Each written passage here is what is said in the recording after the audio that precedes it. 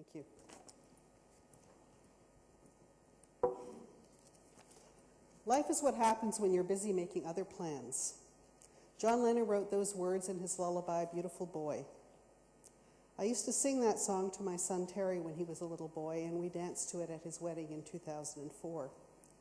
And today I'm here to talk to you about my beautiful boy, my son Terrence Swanston, who ended his life by suicide, and to speak about the stigma surrounding mental illness and suicide, the stigma that often stops those at risk from getting the help that they need, the stigma that undermines their memory if they complete suicide, and the stigma that rubs salt in the wounds of those of us left behind. When I Googled stigma definition, the first thing that came up was stigma, a mark of disgrace associated with a particular circumstance, quality, or person, the stigma of mental disorder. Suicide knows no boundaries, and we cannot consider suicide prevention without addressing mental illness. We know that up to 90% of people who complete suicide have a diagnosable mental illness. So mental illness is sometimes a fatal disease, and the fatality is by suicide. I'm a Canadian, but my husband Michael was born in Bangor, and we lived here for the first few years of our marriage. We went back to Canada and lived in Montreal for many years, where our daughter Jennifer and our son Terrence were born. And I was a stay-at-home mom for 10 years, and I loved it. And Terry was a beautiful boy. Golden curls, big shining blue eyes, and the biggest smile. He was funny and bright, sweet and mischievous. He was also very sensitive. He had ADHD, and he struggled socially. When he was 13, we were transferred to Philadelphia. It was a big move at a very seminal age for him. He began acting out, experimenting with marijuana, and hanging out with the troubled kids. And by now we realized he was one of the troubled kids. And despite doing everything we could, he was pretty rebellious, and I think he was probably beginning to suffer some bouts of depression. In 1998, my husband and I decided to move back to Canada, to Vancouver, and Terry at 18 said he wasn't going to move. So with heavy hearts, we left him behind. And for a while, he kept us at arm's length, and we struggled to stay connected. Well, I did most of the struggling and pretty much all of the connecting. And then in 2001, he met a young woman who eventually became his wife, and we breathed a sigh of relief. They seemed happy together, and things seemed to be going well. Michael and I now live in Campbell River on Vancouver Island, and on the west coast of Canada. And in 2010, we plan to meet Terry and his wife here in Northern Ireland to visit the family. August 21st, 2010 was a beautiful day in Campbell River. I tried calling Terry in the morning, but I didn't get any answer. My friend and I went out. We were having a lovely morning. And around noon, her husband called and asked, would we please stop at her house on our way before going out for lunch. And as we pulled into the driveway, I was surprised to see my husband's car there. And I walked into their living room, and he was standing with the most stricken look I have ever seen on his face. And he spoke the words that shattered my life. Terrence committed suicide. The air was sucked out of my lungs, and I felt like I was in a surreal horror movie. I remember thinking, he's in hospital, but he's going to be okay. And then I realized he would never be okay again. No! No! No! God, no, this can't be happening. Please, no! My son, my boy, oh God, no. I felt like I was falling down a hole with no bottom. And yet it was all too true. He was gone.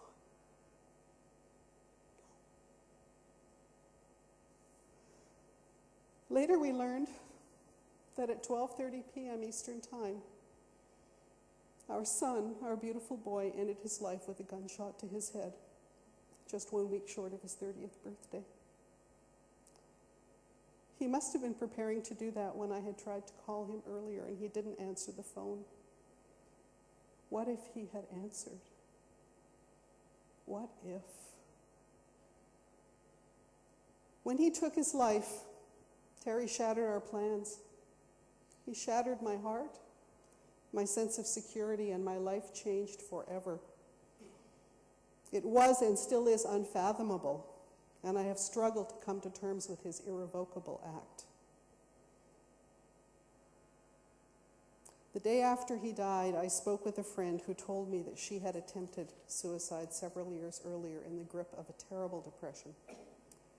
She described what she called a suicidal coma, a place where there was only pain, where the darkness was so complete that she could not remember the love she felt for others, nor feel the love they had for her.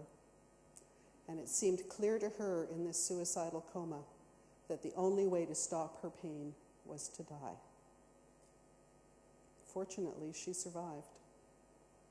And she eventually realized that she didn't want to die, that she just wanted to stop the pain.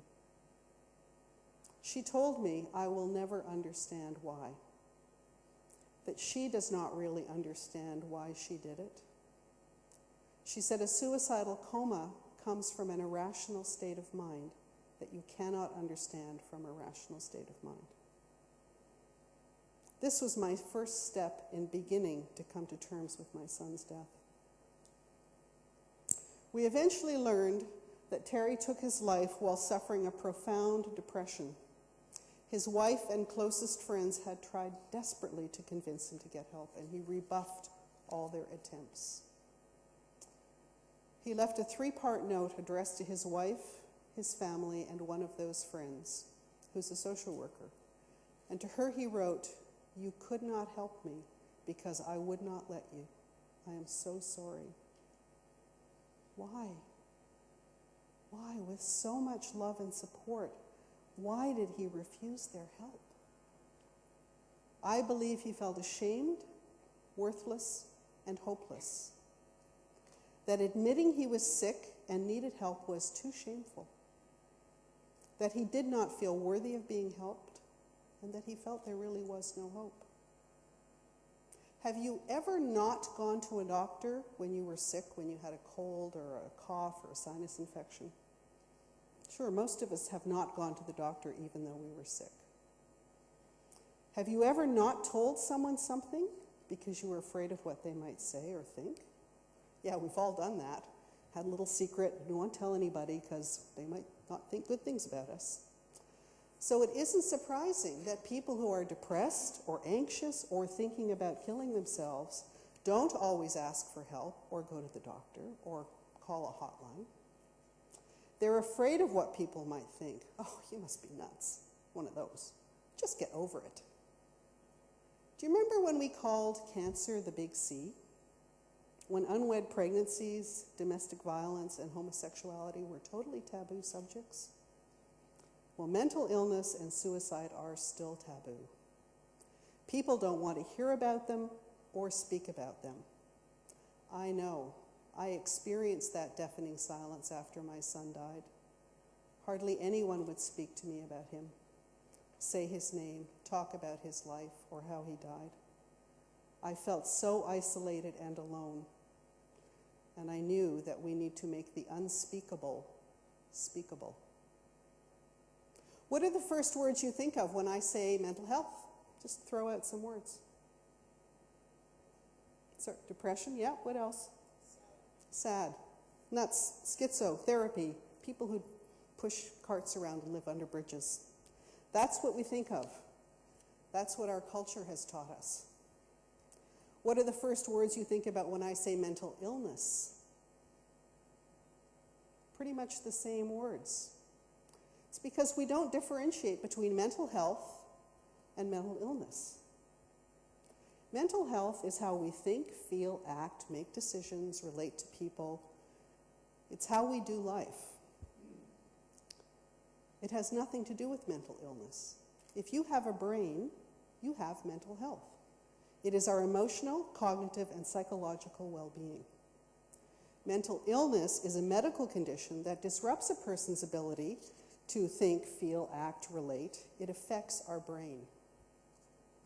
What do you think about when I say physical health? Broken leg. Physical health. What do you think about when I say physical health? Most people think of fitness, diet, exercise, being in good shape. When we think about physical health, we think about positive things. When we think about mental health, we think about negative things. When we think about mental health or mental illness, we feel uncomfortable. We shy away, we joke. It's something that happens to them.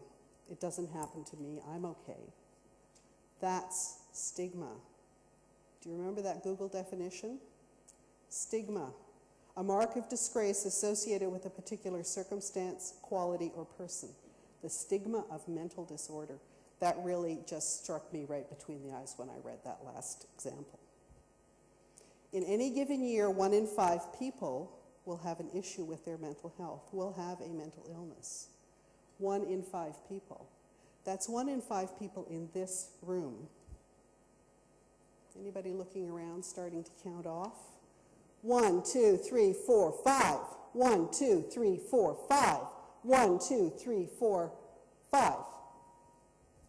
Feel a little uncomfortable? Yeah. Maybe, notice people giggle a little bit. But if I were to say to you that unfortunately in our lifetime, 1 in 5 people in this room will die of breast cancer or lung cancer. 1, 2, 3, 4, 5. 1, 2, 3, 4, 5. 1, 2, 3, 4, 5. Nobody is laughing now. Why is that? Cancer isn't funny. No one jokes about cancer, but we joke about mental illness. That's stigma. Mental illness isn't funny. People who might need help don't go for help because they're afraid of what people might think. They're afraid of the stigma and shame. My son was offered help, and he didn't go. Even some mental health professionals are not immune. Fergus, in a paper I read of his, wrote, "We also receive frequent client feedback on the experience of condescending, judgmental, less than empathetic attitudes from mental health treatment providers." So if trained professionals are affected by the stigma, what can we expect from the public? Many people do not seek help, do not tell those even closest to them about their pain or ideas of suicide because they feel ashamed, worthless, and hopeless. And who is at risk for mental illness? Everyone. 1 in 5 people in this room will be affected this year. It could even be you.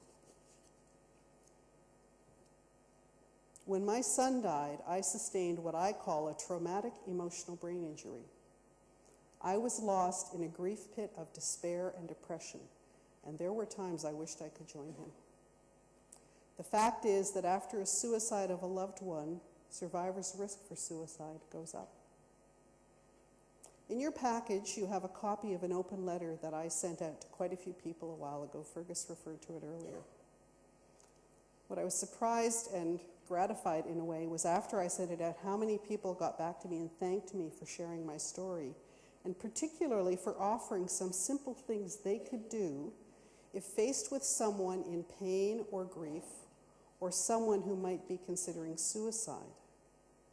I suggested they take time to listen to them, to speak to them about it, that speaking about suicide does not cause someone to become suicidal or increase the risk, that showing genuine concern by asking directly about suicide can be part of an immediate intervention. And I actually, just in the last week, had an opportunity to do that with a very good friend of mine. At the end of a conversation, I hung up the phone, and I thought, darn, I've got to phone her back. And I phoned her back, and I said, this is really hard, but are you considering suicide? And she was silent, and she said yes, she had been thinking about it. And we had quite a conversation, and she agreed that she would talk to somebody about it. She had been seeing a counselor. And we've had more conversations, and I think,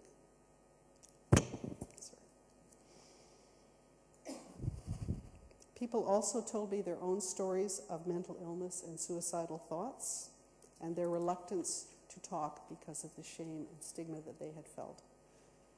And I realized that my letter had begun to change some people's attitudes, to open their minds so they could open their hearts. This conference is called Suicide Prevention: What Works. In order for the initiatives you are speaking about here today to work effectively, I believe a fundamental shift in the perception of what mental health, mental illness, and suicide must occur. It will never be okay until people understand that we all have mental health and that anyone can fall victim to mental illness. We need to speak about the reality and impact of mental illness, that it is sometimes fatal, and that fatality is by suicide. We need to let people know that the stigma and silence surrounding mental illness and suicide contributes to those deaths. We must not let silence prevail in the wake of tragedy. We must speak out and replace the stigma with compassion and understanding. We need to open people's minds so they can open their hearts and make the unspeakable speakable. It is my deepest hope that I can help to eliminate the stigma around mental illness so that no one will feel so ashamed, worthless, or hopeless that they complete suicide rather than seeking help, and that no one will ever know the excruciating pain and suffering of losing a loved one to suicide again. Then my beautiful boy, my Terry, will not have died in vain. Thank you. Namaste.